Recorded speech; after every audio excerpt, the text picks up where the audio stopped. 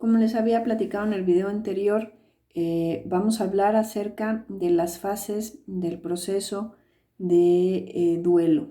Y hablaremos de estas 5 etapas desarrolladas por Elizabeth Kubler-Ross. Estas 5 etapas las desarrolla en su libro sobre la muerte y los moribundos. Habla de la primera etapa de negociación. En la etapa de negociación es la etapa en donde de forma consciente o inconsciente rechazamos la realidad, los hechos, la situación. Este mecanismo lo que hace es que amortigua el shock, que se produce con esta realidad que estamos viviendo y permite que el dolor vaya entrando de forma gradual, como si nuestro cuerpo y la mente fueran bloqueando el dolor y nos permiten percibir la realidad que podemos o estamos preparados a soportar.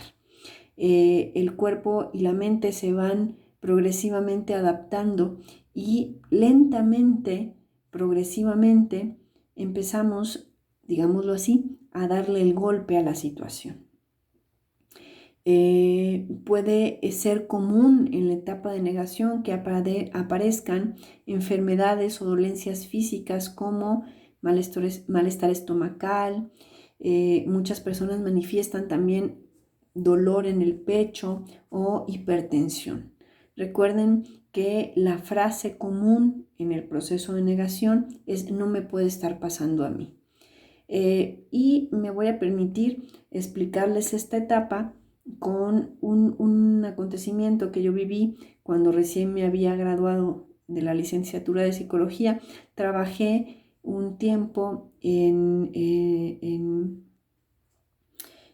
la primera etapa, cuando retoman a los pequeños agresores en Tribunal de Barandillas, y ahí conocí de manera directa el caso de un chico que había estado envuelto en un accidente automotriz. En este accidente iba él como copiloto y iban 3 de sus compañeros amigos, uno en el asiento de copiloto y 2 en el asiento de atrás. En una curva perdió el control de la unidad y él fue el único que se había puesto el cinturón de seguridad. Ante el movimiento que hizo el coche, empezó a dar giros. Sus 3 amigos salieron volando por los espejos y al salir pues perdieron la vida, y los cuerpos estaban pues por partes. Cuando el coche deja de moverse, se baja del coche y empieza a observar, a ver las partes de sus compañeros. Empieza a caminar, encuentra un auto que venía en la misma carretera que le brinda ayuda, y cuando lo llevan a las cercanías con personal de tránsito, él relata toda la situación, todo lo que había vivido. Como parte del procedimiento es recluido y pasa una noche en Tribunal de Barandillas mientras se hacen las investigaciones. Yo tomo pues todos los datos que él pues nos relata, y al día siguiente él olvida todo. Entra en un proceso de shock en donde no recuerda cómo llegó a ese lugar ni qué fue lo que sucedió. Digámoslo así, que ante la realidad y el dolor que estaba sintiendo por la muerte de sus amigos, su psique no estaba preparada para soportar tal dolor, y entonces se cierra y experimenta esta primera etapa del duelo, que es la negación. La segunda etapa es la etapa de ira. En la etapa de ira, pues ya no se puede negar la muerte. Comienza a surgir en la realidad de la pérdida, y pues se empiezan a percibir las consecuencias de este dolor. Aparecen entonces sentimientos de enojo. Este enojo puede estar relacionado con un enojo dirigido al ser que falleció, dirigido a nosotros mismos, a Dios, a los amigos, a los familiares, incluso ante extraños.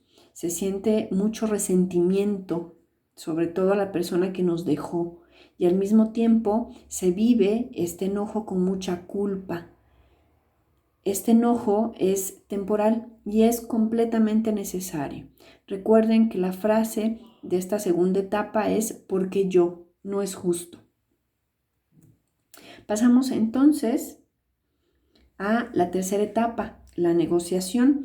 En esta etapa surge la esperanza de que puedo posponer o retrasar la muerte de la persona moribunda.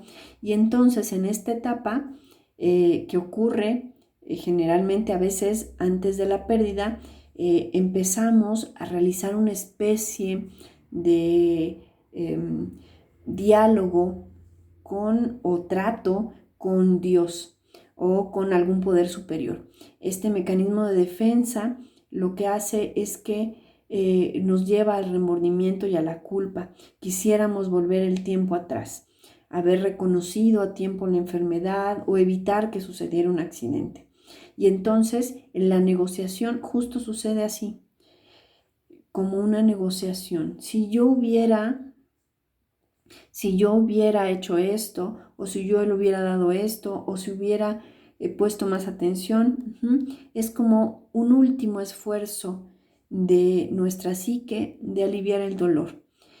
Para las personas que están en esta etapa es sumamente agotador porque esta negociación los lleva a estar en constante diálogo interno y empezar a lidiar con fantasías que evidentemente no coinciden con la realidad.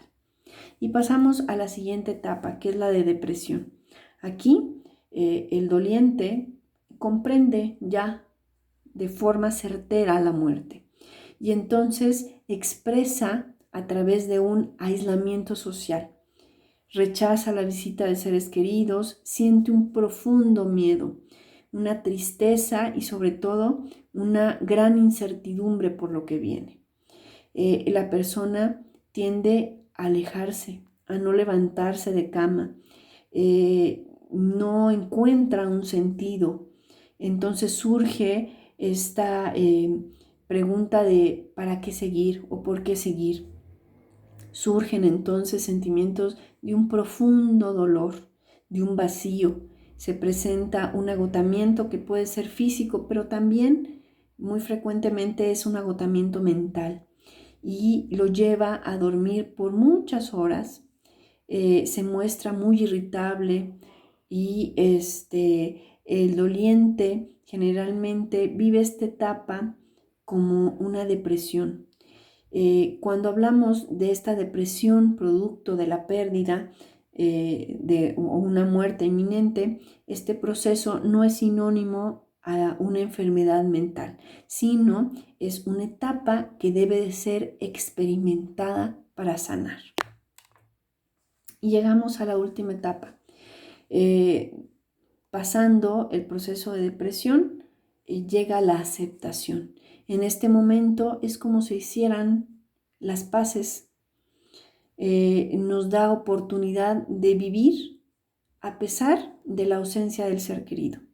No significa que nosotros ya estemos de acuerdo con la muerte, sino que vemos a esta pérdida como una parte de nosotros. Nos da pie a reflexionar sobre nuestro sentido de vida, así como lo que queremos de la vida a partir de este momento. Y surge la frase, todo va a estar bien. A través de esta etapa empezamos a aprender a vivir con la pérdida, a crecer a través del conocimiento de nuestros propios sentimientos.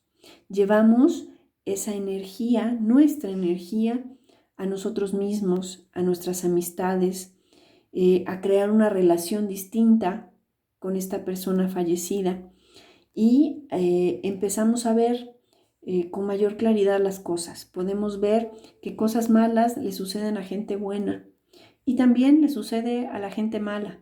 La muerte ya no es percibida como un castigo, sino como parte integrante de la vida. Entonces, atravesamos por estas 5 etapas: negación, ira, negociación, depresión y aceptación.